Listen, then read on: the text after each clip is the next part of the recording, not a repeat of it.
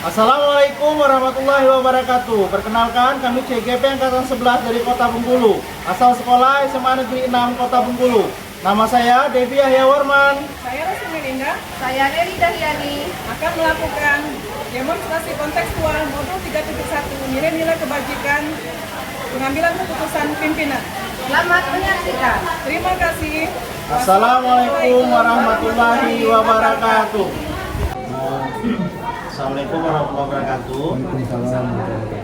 Terima kasih banyak Pak sudah memberikan waktu kepada kami. Kami bertiga ini, saya Devi Yahya Warman, kemudian Ibu Resti dan Ibu Neri. Kami adalah peserta CGP dari SMA Negeri 6, CGP Kota Bengkulu Angkatan 11. Minta waktunya sedikit Pak untuk ada beberapa hal yang ingin kami tanyakan untuk keputusan yang diambil, apakah itu etika moral atau etika moral atau dilema etika. Oke. Baik Bapak, mohon izin untuk pertanyaan pertama. Selama ini Pak ya, bagaimana Bapak dapat mengidentifikasi kasus-kasus yang Bapak temui? Apakah itu sebuah dilema etika atau bujukan moral Pak? Terima kasih Bu Nari. Jadi kalau kasus-kasus di sekolah ini, kebetulan saya ketuakan di sekolah, misalkan kasus dilema etika ataupun kasus dilema moral, sebenarnya hampir sama saja. Tergantung dari sudut mana saya memandang kasus tersebut.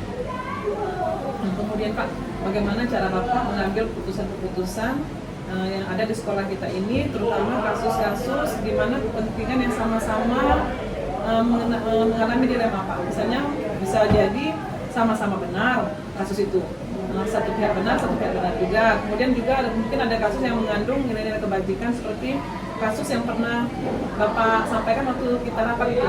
Ya, terima kasih. Jadi OST sebenarnya kalau kasus yang dilema etika, kita ambil contoh misalnya seperti kita rapat kemarin, ada guru yang jarang masuk karena menolak orang tua. Jadi dari satu sisi kita mungkin memandang kemanusiaan, tapi dari segi satu sisi lagi kita memandang itu adalah tugas kewajibannya harus mengajar. Jadi kalau guru itu mungkin banyak anak masuknya daripada mengajar, itu salah, ya sangat salah besar sekali. Jadi sebagai pimpinan saya sudah memanggil guru tersebut, karena itu adalah tugas dan tanggung jawabnya harus mengajar. Dan juga tanggung jawab sebagai anak juga merawat orang tua. Tapi masalahnya ini orang tuanya jauh. Nah ini masalahnya. Jadi saya harus sebijak mungkin melihat kasus ini. Kenapa saya katakan seperti itu? Mungkin kalau saya terlalu keras, mungkin dananya saya minta saya mengenai orang tua. Tapi kalau saya terlalu lembut, alhamdulillah sering nggak masuk. Jadi guru-guru lain mungkin akan protes. Jadi saya mengambil satu kebijakan, kesadaran dari ibu saya panggil, Bu, tolong perbaiki. Kalau seandainya ibu ingin izin, karena kita Sabtu kan libur, dia bisa pulang mungkin cuma sore atau cuma siang. Mungkin dari sekolah juga menyikapi dia mungkin mengajar hanya Senin sampai Kamis misalnya, seperti itu. Jadi Bapak mengidentifikasi terlebih dahulu Pak ya penyebabnya, baru Bapak bisa mengambil kebijakan yang ada. Kalau untuk ini Pak, prosedurnya sendiri seperti apa biasanya Pak yang Bapak lakukan terhadap rekan kami tersebut yang seperti itu? Prosedurnya pertama, ya, mungkin absen dari piket. Ya, absen dari piket, mungkin ya, piket ini ada laporan nih, guru jarang masuk. Kemudian saya akan tanya dengan kurikulum atau dengan staf kurikulum, gimana ibu ini? Nah, itu kan datanya kan dari 3 data atau dari 2 data kan tidak valid. Kenapa ibu ini jarang masuk? Ya, nah, nanti kita lihat apa permasalahannya. Jadi pertama saya katakan tadi dari absen guru piket, kemudian dari wakil kurikulum atau staf kurikulum. Oke, kita lanjutkan Pak ya. Nah, hal-hal apa saja yang selama ini Bapak anggap efektif dalam pengambilan keputusan ini Pak? Kalau menurut saya ya, menurut saya pengambilan yang efektif itu adalah pertama saya seperti mengambil jarum di rumput atau di jerami.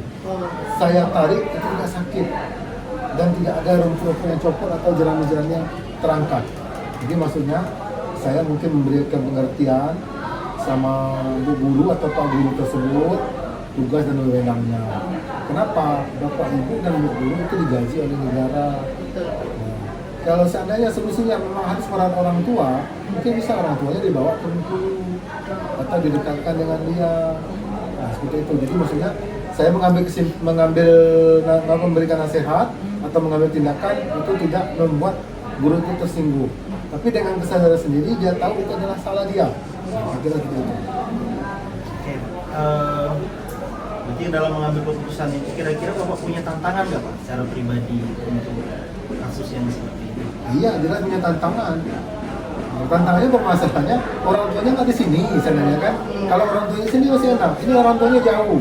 Sedangkan yang merawat itu hanya ibu itu sendiri. Nah, hanya ibu itu sendiri.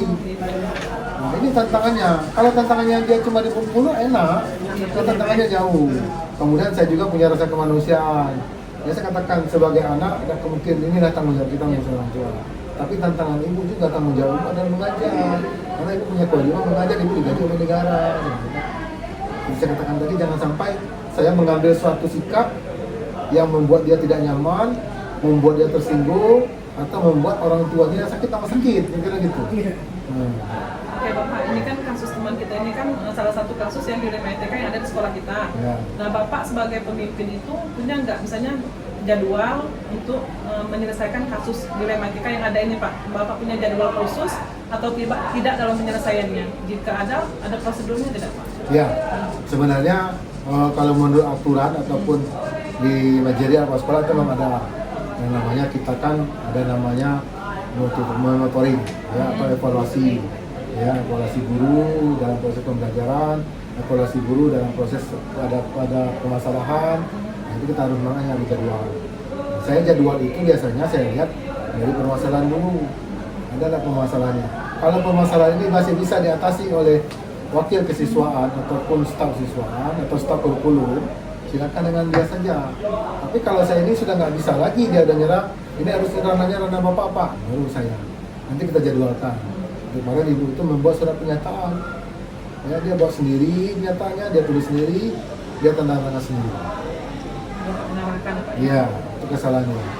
Oke, nah Pak, kemudian apakah ada seseorang atau faktor-faktor yang membantu Bapak dalam mengambil keputusan ini? Nggak ada.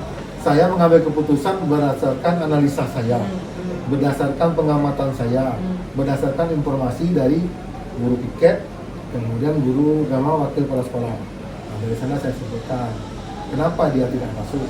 Seperti itu. Kenapa? Wakil itu adalah panjangan tangan saya. Kan dari dia saya dapat informasinya. Kira seperti itu. Berarti ada peran wakil kepala Iya. kurikulum dan guru piket di sini Guru piket sebagai di sini. pengumpulan data Pak ya. Oke Pak. Nah, Bapak terakhir Pak, dari yang semua kasus di RMITK yang ada di sekolah di lingkungan kita yang Bapak pimpin ini, pembelajaran apa Pak yang bisa Bapak ambil, yang bisa Bapak petik dalam pengambilan keputusan di RMI ini yang bisa memotivasi kami sedikit? Terima kasih. Jadi harapan saya Bu Mary, Bu Resti, Pak Debi ini lulus semua. Amin. Karena kalau saya lihat ketiganya cakap-cakap semua dan mampu untuk belajar mengatasi masalah dan beban yang diberikan kepada sekolah untuk mengatasi masalah. Ya, ini harapan saya pada orang CGP, tolong perhatikan ini. Saya pihak sekolah sebagai akan mendukung ya, program guru penggerak ini. Harapan saya juga dalam mengatasi ini, saya katakan tadi jangan sampai saya menegur Bu Guru, menegur Pak Guru itu tersinggung dan ada dendam. Kenapa? Saya sadar jabatan itu tidak lama. Ya, jabatan itu ada titipan yang tidak pernah lama dibebankan oleh seseorang. Nah, jadi harapan saya komunikasi dengan bahasa yang bagus, komunikasi dengan kata-kata tata cara yang baik. Ini pembelajaran untuk bertiga. Kenapa? Supaya kalian bertiga ini bisa menjadi pemimpin yang baik. Dan harapan saya terakhir pada CGP, tolong luruskan bertiga ini. Nah, ini bisa menjadi kepala sekolah SMA 6 Kota Bengkulu. Ya, Pak Hendra dan Pak siapa sekretarisnya itu? Pak Hendra sama siapa sekretarisnya lagi? Yang di CGP? Kan Pak Agus yang sekretarisnya. Pak Kasidi. Satu lagi Bapak. Saya lupa saudara. Jadi itu ya Pak ya. Dengan Pak Agus. Jadi dalam mengambil keputusan usahakan dengan komunikasi yang bahasa yang baik, seperti yang Bapak bilang tadi, seperti mengambil benang tapi tidak ada yang bergerak satu. Mengambil jarum. Mengambil jarum. Mengambil jarum, Dalam jerami. tidak ada jerami Tidak ada yang jerami. tertutup. Siapa itu pembelajaran untuk kami Ya. Pak. Saya rasa itu, Ya. semoga kalian lulus semua, jadilah guru penggerak yang baik, karena ini untuk mencapai masa depan kalian semua. Saya rasa itu aja, terima kasih. Assalamualaikum warahmatullahi wabarakatuh. Waalaikumsalam. Terima kasih banyak Ya, ya Pak ya. sama-sama. Ya. Selamat siang Bu. Assalamualaikum warahmatullahi wabarakatuh. Mohon maaf ini Dewi minta waktunya sedikit. Ya. Ada beberapa pertanyaan yang diajukan ke Ibu. Mungkin Ibu sebagai pengambil keputusan di dalam sebuah lembaga sekolah. Jadi ini Dewi menjalankan tugas untuk guru penggerak. Kami guru penggerak angkatan 11 atau 20 dari SMA ini. Tapi yang pertama ingin kami tanyakan, kira-kira pendapat Ibu pernah nggak mengalami kasus-kasus seperti dilema etika dan dilema moral yang ada di sekolah ini? Jadi di setiap sekolah, ya, baik mana saja itu pastilah kita temukan kasus dengan dinamika etika, moral itu pasti ada, sekolah itu pasti ada. Jadi adapun penyelesaiannya identifikasinya, tentu pertama kita identifikasi dulu masalah tersebut. Kita mencari dulu sumber masalah tersebut. Dengan cara bisa kita bertanya dengan wakil kepala sekolah kita atau guru kita atau bapak ibu guru di kelas, bisa juga melalui siswa atau dengan aduan atau masyarakat.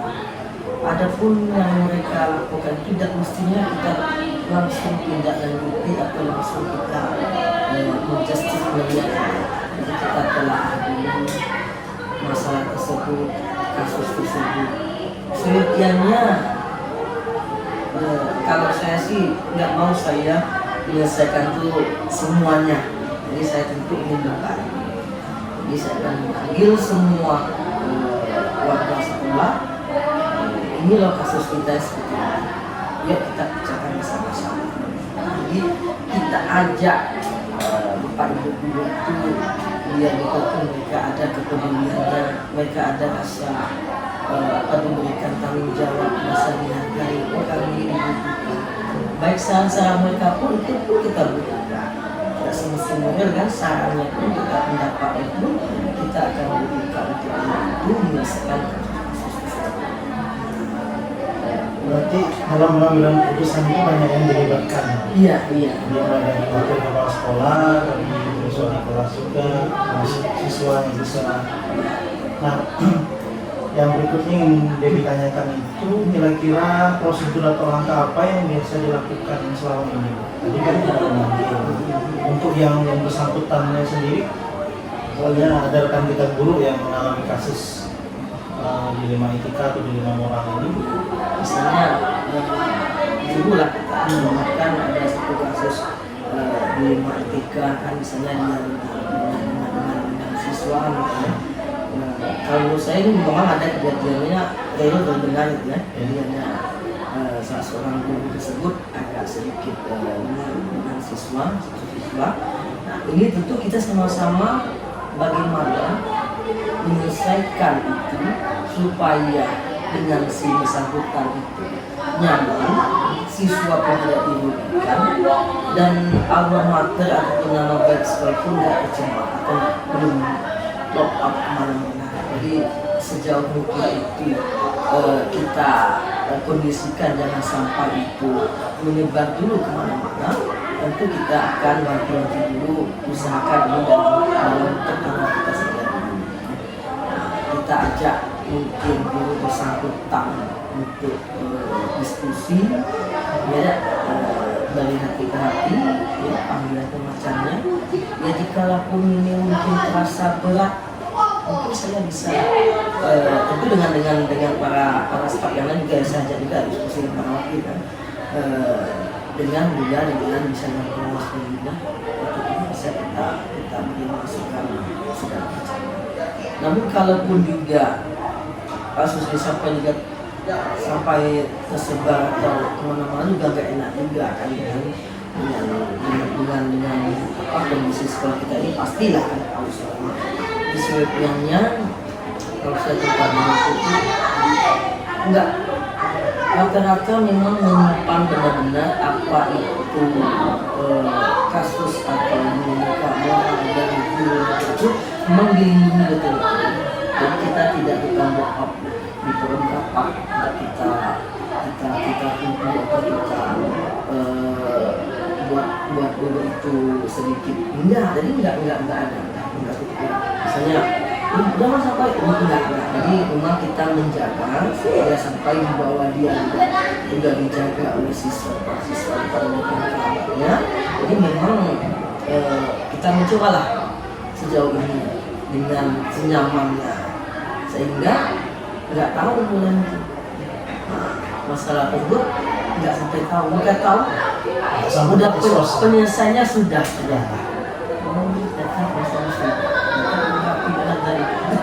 ya. Karena itu karena memang ya kalau sama testo gawat pusing juga kita kan dicampur adukan oleh pihak-pihak lain juga nambah masalah, bukan yang menyelesaikan masalah malah ikut nambah masalah. Luar biasa Bu. Pengalaman baru juga dari Debbie bagaimana keputusan tadi dilema etika, dilema moral bahwa ini diselesaikan terus juga melibatkan banyak pihak, luar biasa Bu.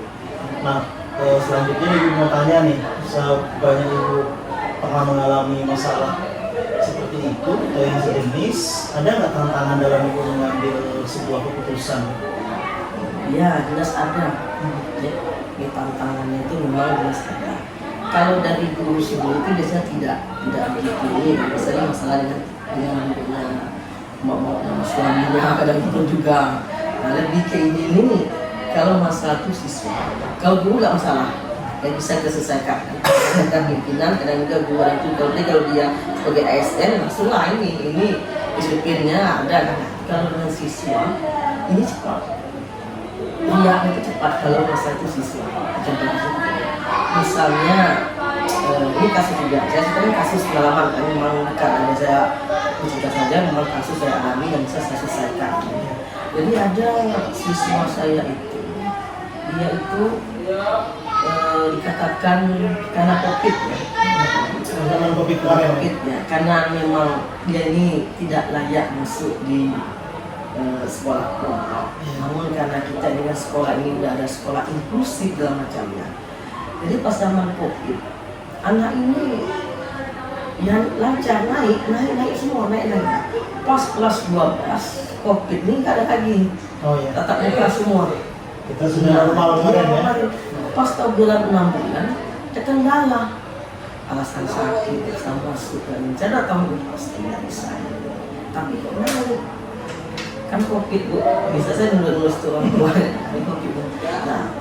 Nah ternyata tadi dia nggak bisa, sampai orang tuanya nggak bisa begini. Nah saya kan menyarankan juga karena mau dapur mau masuk menolak percaya sekali nggak memenuhi macam setelah mengambil tindakan untuk menolak. Kalau kasus ini dengan siswa cepat ya cepat kok. Ini belum sempat ke mana-mana, sampai ke makinya saja. Saya evaluasi lagi. Salah saya mengambil tindakan langsung mengeluarkan masalah. Kita bisa pola inklusi. Jadi harus tetap diterima ya. Jadi tetap diterima. Tapi dengan teman-temannya itu tidak kita diskriminasikan. Dengan Bapak Ibu guru juga tidak didiskriminasikan. Bisa juga saya ajak semua guru rapat diskusi, tolong ini seperti apa. Kalau kita sudutkan, kita berikan, kita salah karena hak asasi manusia. Karena kita ini kesannya siswa dia memiliki hak untuk sekolah dan hidup. Nah, akhirnya diberikan hak hidupnya. Diberilah anak ini surat keterangan dia ini sakit dari dokter. dirampingkan dengan CCTV-nya. Kemudian wali kelas silakanlah dengan BK visit ke rumah, tugas segala macam dengan rumah selesaikan. Dengan siswa tolong dijelaskan dan berikan videonya, anak ini telah bisa video rumah kondisinya sakit. Alhamdulillah naik kelas dia naik, lulus dia lulus, nilainya ada dan aman semuanya. Guru nggak protes, siswa nggak protes, yang lain Dari luar pun nggak ada. tidak ada karena memang lengkap gitu.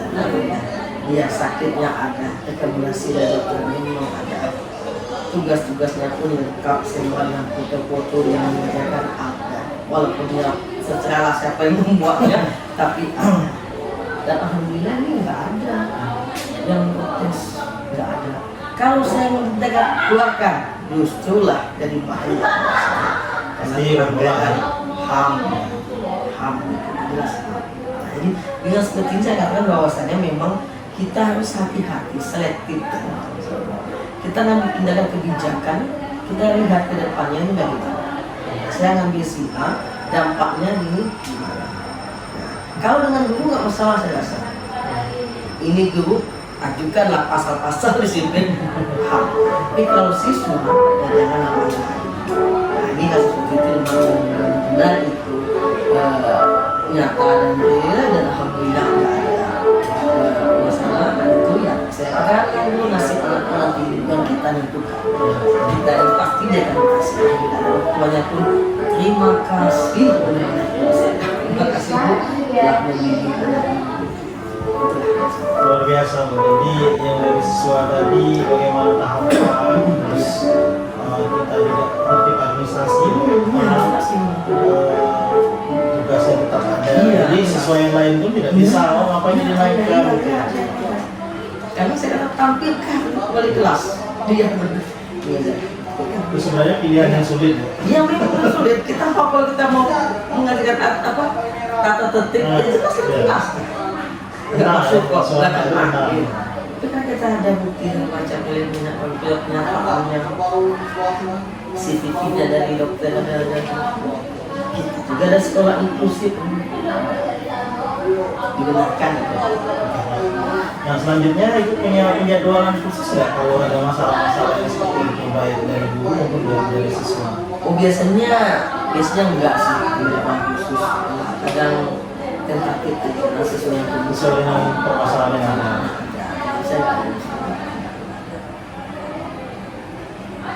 Terus kalau untuk pembinaan tetap ya? Iya, sebenarnya tetap Reguler ya? reguler, guru segala macamnya tetap tetap. Nah kalau untuk memutuskan ini kan berat jadi Bu. Yang siswa kan kalau kita putuskan langsung ini tidak naik kelas misalnya kan, itu berat. Nah kira-kira itu biasanya minta pertimbangan ke satu saja. Iya, dan pertimbangan para wakil kepala sekolah minta juga, kemudian minta juga saya. Biasanya kalau sampai saya bisa menyelesaikannya, saya selesaikan. Tapi kalau misalnya saya nggak bisa menyelesaikannya, saya ajak pengawas adapun di kelas minat pun udah final. Seperti ini saya Jadi kita sudah punya keputusan. iya, kita udah final. Terus yang melakukan pengawas pembinaan sudah selesai kasusnya. Seperti itu pembinaan dengan ketua komite.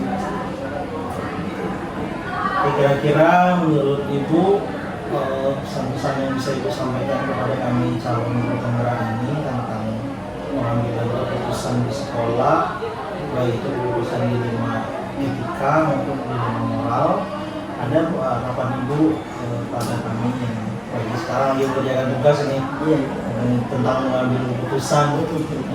Ya, baiklah Pak Dedi. Pengambilan keputusan itu memang sulit sekali. Saya merasa memang sulit. Tapi kalau kita tidak memiliki prosedur, bukti-bukti, kemudian tahapan-tahapan, mempertimbangkan juga sosial maupun juga hubungan keluarga atau hubungan pribadi segala macamnya, tentu tidak akan bisa, kita akan merasa lelah atau kebijakan keputusan kita ambil untuk banyak yang pro dan kontra. Saya yakin dimanapun juga setiap keputusan memimpin swasta itu pasti ada yang pro dan ada yang kontra, pasti nggak bisa.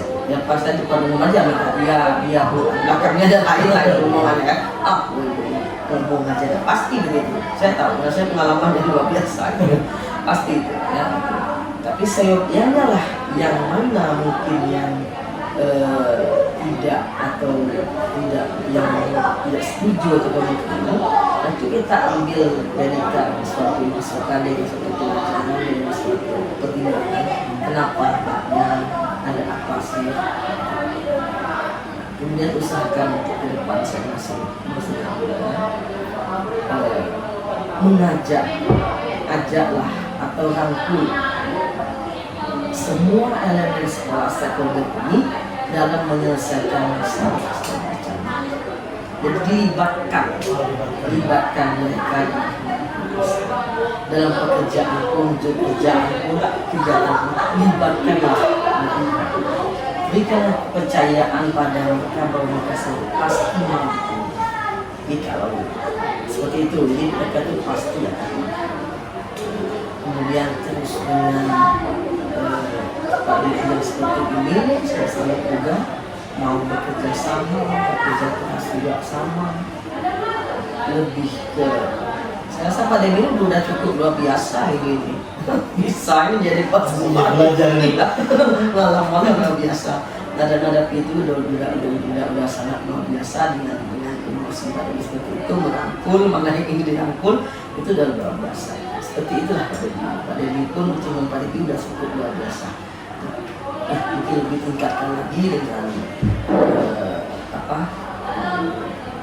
kematangan emosional. Lambat laun emosional maupun percaya diri pengalaman itu akan berjalan seiring dengan waktu, akan berjalan sendiri.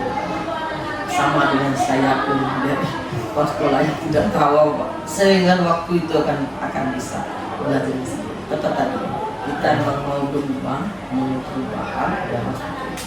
Nah, kalau saya dari sekolah itu saya mengangkat apa ciri khas di sekolah tersebut itu saya angkat.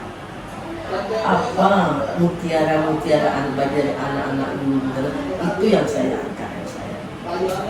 Jadi nggak ada saya bukan sama baik ini angkat dulu. Setelah itu terangkat, orang akan melihat semua di bantuan akan ada semua. Jadi kita mengangkat mutiara ataupun bibit-bibit itu.